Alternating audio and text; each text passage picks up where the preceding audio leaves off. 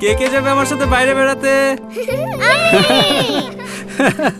কি ব্যাপার, তোমাকে না বলেছিলাম রেডি হয়ে থাকতে? এই তো রেডি হচ্ছি, হাতের কাজটা শেষ করে নি। এখনো রেডি হও নাই? সারাদিন করোটা কি? মা সারাদিন কি করে? এ নাও মায়ের সারাদিনের কাজের লিস্ট। নিজের সবটুকু দিয়ে ঘরের ছোট ছোট কাজের মাধ্যমে মমতায় ঘিরে রাখে যে মা, দিন শেষে তাকে শুনতে হয়, কি যে করো না সারাদিন, শার্টটাও দেখি আয়রন ছাড়া।